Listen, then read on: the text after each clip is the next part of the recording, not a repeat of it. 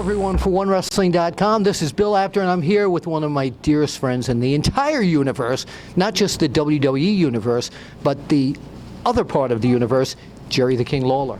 Bill Apter, a lot of people don't realize this, but you know that I always keep this in the back of my mind. If it were not for you, I would probably not be sitting here today. I definitely would not be a part of the WWE. I mean, I owe so much of my success in my career to this man right here, who at a time when our little Memphis territory down in Nashville and Memphis, Tennessee, was so obscure, so unknown, I would send this guy pictures. I was trying to do a little self-promotion, but he was kind enough to publish him in Pro Wrestling Illustrated and kind of get my name out there. Along with the rest of the staff, of course, by the way. Well, yeah, okay. Yeah. The rest. Who was the rest of the staff? Well, there was Stu Sachs, Stu Peter Sachs, King back exactly. then, and You're right. But anyway, you guys helped get my name out there, and then of course probably the biggest thing that ever happened in my entire career was Andy Kaufman, the greatest thing that ever happened to me. As we say here in New York, though, it's Kaufman.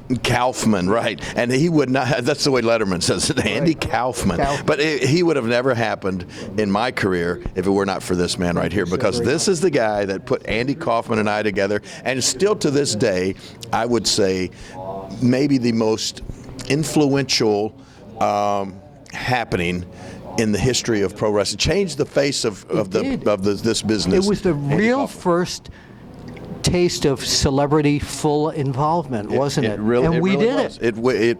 It made wrestling sort of go Hollywood, and it was the beginning, even though they didn't know it at that time, it was the beginning of sports entertainment. Yeah, it really was. And we called you that night from my apartment.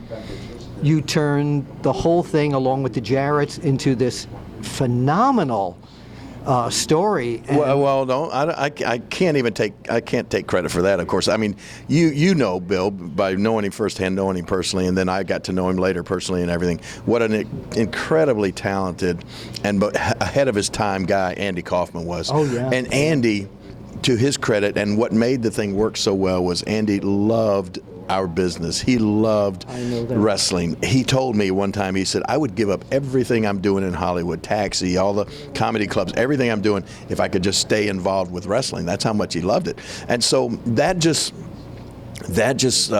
lended itself to make everything that we did together so successful and made it work. And it wasn't ever a thing where Andy and I just sat down and started. Let's plan out this whole sequence of events.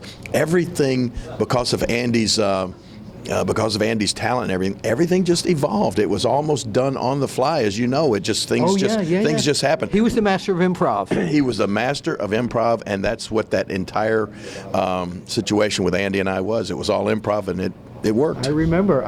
One story that people don't know about this is after the David Letterman show, which was the slap heard round the world, the next day we were going to bring Jerry the King Lawler out to our offices at Pro Wrestling Illustrated, and everybody was fine. Oh, let me pick him up. So in the morning, the next day, he's now the biggest star in the universe, in the world, Jerry Lawler. You're right. It was the first time a wrestler had gotten that kind of nationwide publicity. I mean, I was on the front page of the New York Post, even the New York Times, Wall Street Journal wrote about it. It was crazy. So now we're trying to get, at that point, I wasn't driving. You remember that?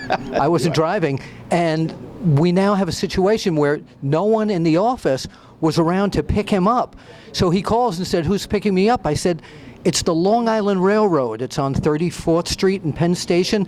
And he wound up actually taking the Long Island Railroad out to the office and back. Yeah, that was my first experience with that, and my last, as a matter of fact. I've not done that since.